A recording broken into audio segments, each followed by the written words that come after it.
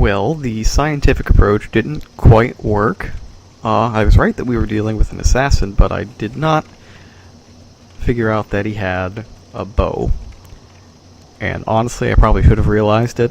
The entire thing here has been shooting arrows, and the people weren't dying as if it was from a backstab, so it should have been obvious. But I kind of blew it anyways. But you know what? We are fortunate because our bloodstain happened to manifest itself on the landing, which is where we started our run up to death, instead of within the attack range of the Phantom. And you know what? 10,500 souls? I can get a few levels out of that. I am actually not even going to risk that. I'm going back and I'm saving Sage Frake. Alright. I like the light show he's got going on here. I wonder if I can get that as a spell. Probably not. Magnificent. I never expected to get out of there alive. My name is Frake. I am known as a sage. I thought my magic would give me an edge against these demons, but how wrong I was. I have been enfeebled by my long imprisonment. But I can still move my legs, and I can make it back to the Nexus. I thank the stars that I escaped when I did. I owe you my life. Alright, that is a nice present. Gary's Stiletto. It's a knife that does magic damage in addition to some physical damage. And it also drains MP from enemies that we stab with it. And further upgrades increase the amount of MP we steal with each swing, or each stab as the case may be. The problem is that we can't upgrade it by normal means. So now back to the Nexus. Okay, back here, first order of business is to spend all of those souls and level up. I neglected my intelligence last time around, so I don't have as much MP as I should. And I also only have one spell slot, and we can fix both of those things right now.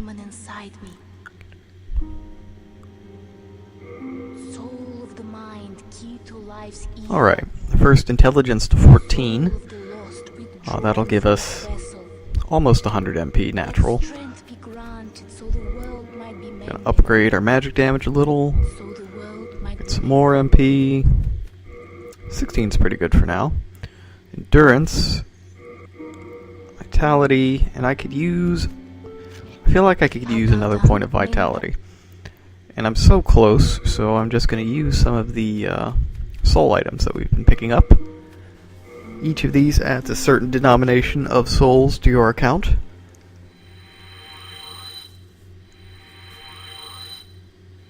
It's kind of boring, just sitting here using them all. But it's totally worth it. Soul of the mind, key to life's ether. Soul of the lost, withdrawn from... Oh, I said I was going to get vitality, didn't I? Oh well. Endurance is good enough. I'll just, use that extra endurance to not get hit. And the other thing we want to do is, I've got 1,000 souls, so let's go find Sage Frake. Repair our stuff first, but more importantly,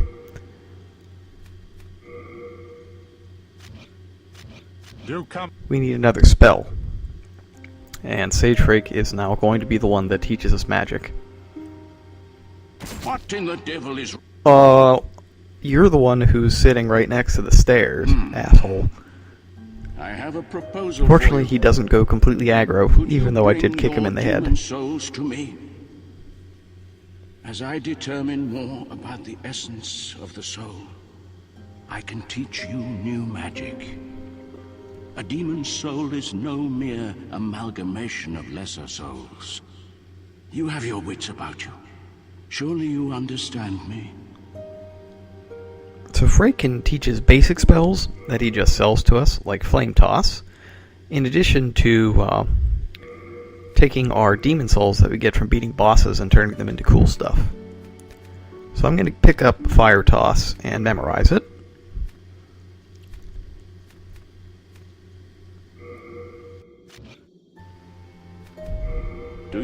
Do not pay attention to them if they speak poorly of me and my magic. Prayer is for the foolish, quaint, and soon to be dead. Sick burn. And heaven forbid the day you find out what their so-called God really is. Bring me more. I patiently await you, my fine magician friend.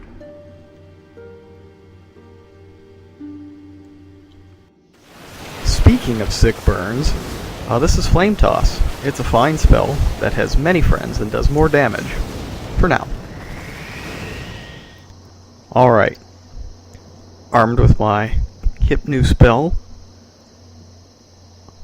we're going to pit ranged attack versus ranged attack. And the first thing I'm going to do is go over here where his arrows can get blocked. There he is. Takes plenty of damage. Alright, maybe his arrows can't get blocked. That's poor. Damn it.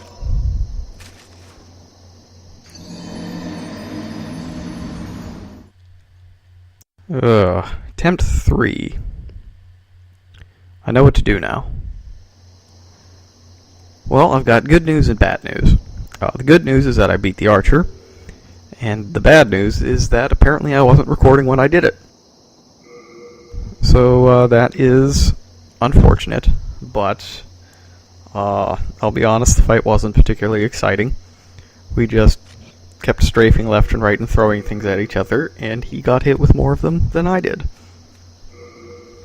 We did pick up the Black Eye Stone, though, from killing him, which lets us invade other people. I'm still deciding whether or not I want to have a go at anybody. Probably will at some point for fun. It's no fun if you don't show off the online play, right? And we also got a couple Stones of Ephemeral Eyes. Always handy. Probably going to use one, since the boss is coming up. And the chunk of Moonlight Stone. Haven't decided what, if anything, I want to upgrade in that way yet.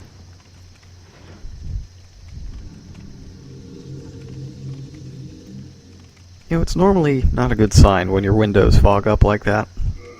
Even worse when there actually is no window and it's just open space. Should be alright, though. Our world tendency is still pretty high. So the boss should have a reasonable amount of HP. It's just a little bit worrisome, because this boss has some insidious tricks that we're about to see.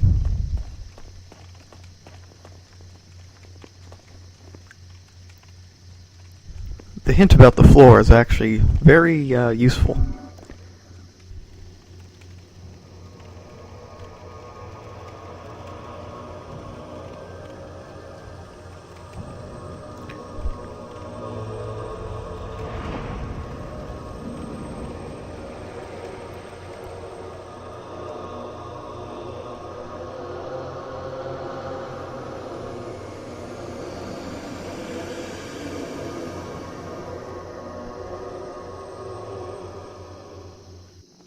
Well, she may have descended from the heavens, but she is no angel. Besides, there's nothing good up there in the heavens anyways. Only bad things. So that is the Fool's Idol. I don't think she knows we're here yet, actually. I can tell because we're not having any magic flung at us. So let's go and introduce ourselves. Oh, but that message there was a hint to let you know that you're totally boned if you didn't kill the spell-chanting Dregling before. Also, if you noticed, there was some green light coming out of the ground. Ooh. We'll hopefully not find out what that is. But it's, well, not personally find out what it is. It's actually a trap. It's equivalent to being hit by the stun blasts from the Mind Flayers. Except there's no real auto kills here.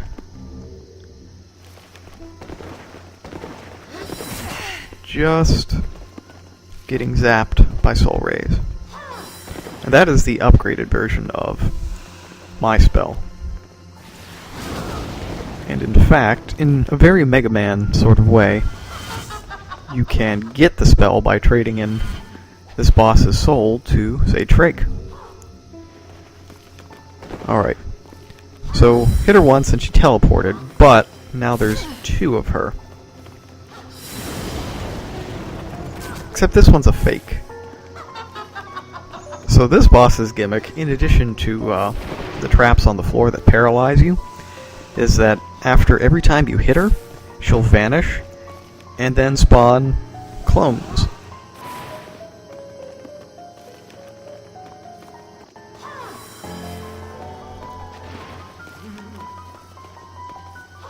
And they can all shoot at you.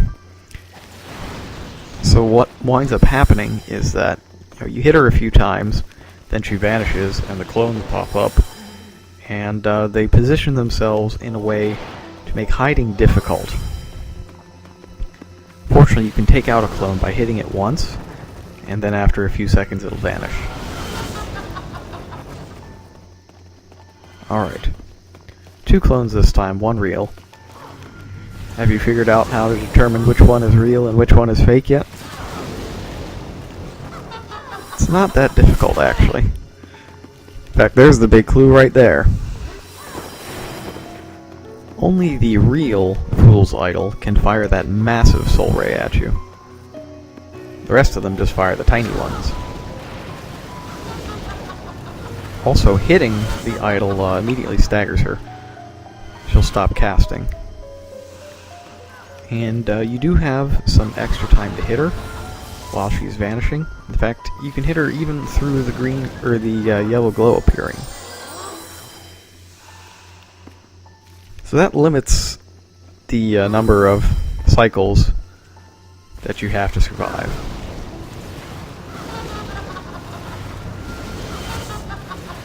Alright, so you can really realistically get 3 hits in. Wish I could do 4.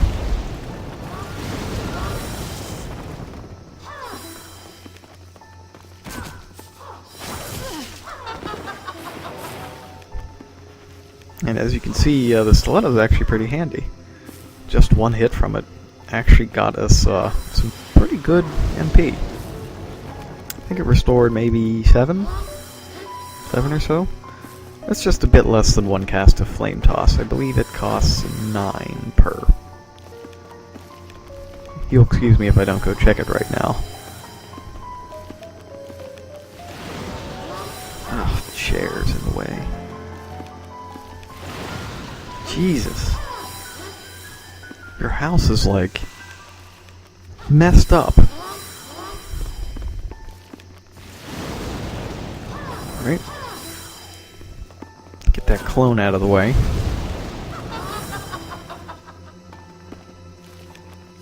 Get that Dregling out of the way. I actually wonder if they're really consciously blocking for her. Oh, hang on. I thought that was the real one there. I wonder if it can switch where it is, or maybe I'm just not paying attention as closely as I should. Which is dangerous. Have to pay close attention. Otherwise you get in trouble. Damn it. Emphasis on trouble. So if there are a lot of clones about, stepping into one of those traps is basically death. Because you'll get stuck long enough for all of them to fire at you, and they'll all hit you. Unless they've spawned in a terrible... I have more bad news. And more good news. The bad news is that the last 3 minutes of the boss fight video, including the aftermath, is for some reason garbled beyond recognition and basically unwatchable. The good news is that I dug up my very first Demon Souls character, the enigmatic Double J Saber, and I'm going to use him on New Game Plus to show you everything you missed with the Black Phantom fight and also the boss fight, and some equipment that you're just not going to see in the main playthrough. First, let's take a look at this Phantom's melee weapon, the Baby's Nail.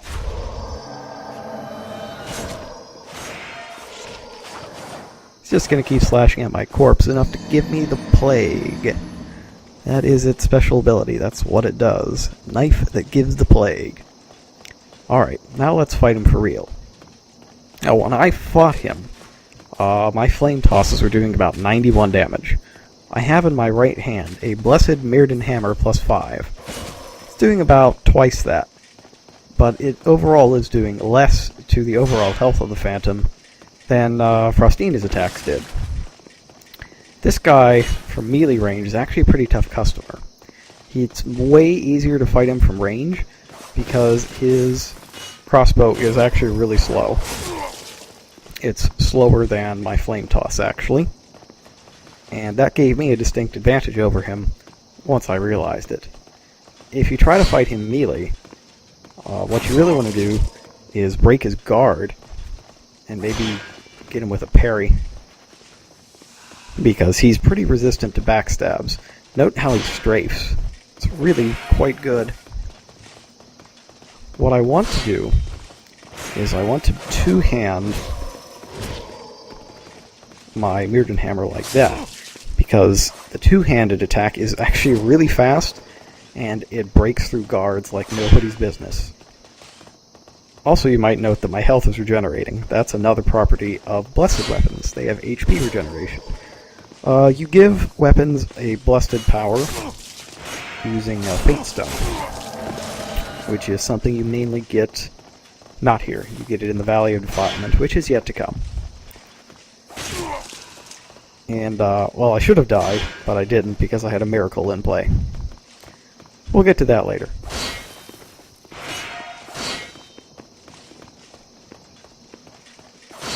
Right now, I just need to finish this guy. Almost there. Last hit. Alright, now it's last hit. Gotcha. Right. On to the boss.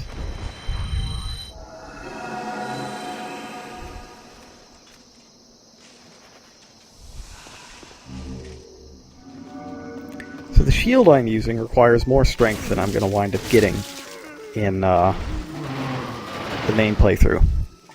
It is the Dark Silver Shield. It drops from...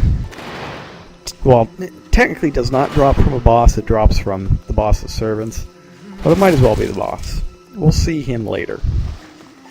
And it's notable because it has the same effect as the Ring of Magical Dullness, which involves the opposite of the Ring of Magical Sharpness. It lowers your magic attack and increases your magic defense. And the other notable thing about it is that it offers 100% protection from both physical and magical attacks, which makes it perfect for this fight, when you're looking for the real Fool's Idol. And I also have my hammer, so if I can get up to the idol and do the two-handed swing a lot, I can do tons of damage before she can escape. Can't backstab, though. Yeah, one round, 1140, which is about a quarter of her health. That's pretty good, I think. Now, the tricky part about being a melee character and taking on Fool's Idol is that you are far more liable to get caught in her traps, and as such wrecked, which happened to me the first time I tried to record this. Notice the huge amount of souls lost. When you're on a New Game Plus, everything is worth more souls. Oh, and my world tendency is getting kind of low. Took me a while to get here because taking on the Mind Flayers as a melee character is also quite difficult. It's something I had to get used to again. Alright, so just waiting for her to fire off her next spell. And we're going to repeat. We can get about 5 attacks in. It's pretty good. But she was standing right on top of a trap. Fortunately, the trap ended before all of the clones spawned. I don't know if more clones spawn on New Game Plus than before. I do know that the attack and health and souls and everything from everything increases. But I don't know if the actual patterns change. They might. I'll have to look into it. Well. one of the problems from getting cornered on all ends is that it's kind of hard to heal.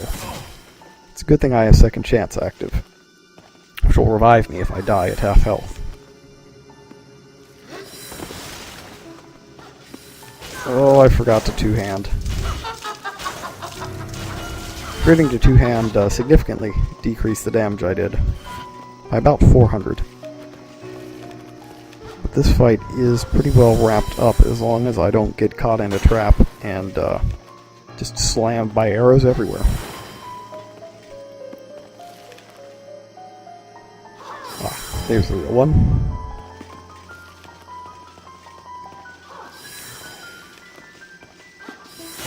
Carefully now. She missed.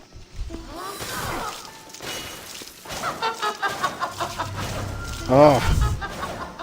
One more hit. Just have to find her. One more hit. Fight's as good as one. That's not her. But it's good to get the clones out of the way, regardless of whether you're playing a melee or a ranged character. Because it's really the clones that are going to kill you. Get caught in the magic circle. There's my miracle again. Very, very useful. This character started off as, what are they called? Templars? Pretty sure that's what they're called. But they begin with like a spear and a talisman. And that is the Fool's Idol. Hopefully, future recordings don't explode, though I'll give you a heads up.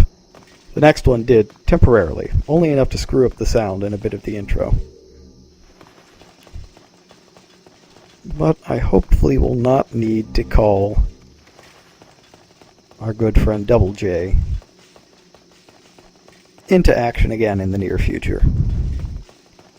After you beat the Fool's Idol, you need to head up behind the altar. That's why I got the weapon behind it first, which is the baby's nail. Same thing the Phantom had. Heading behind the altar triggers this cutscene, which should be familiar to anyone who played Dark Souls.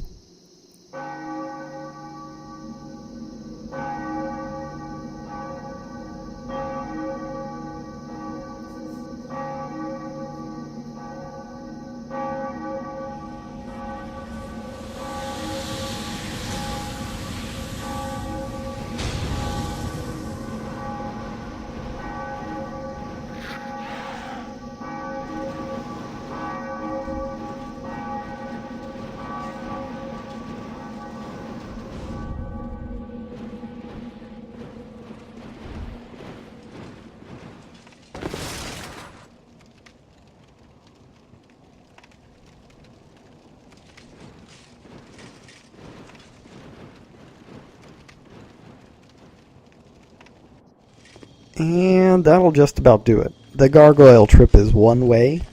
The only way back is to tag up to the Archstone, which is right up here. Next time, the Shrine of Storms.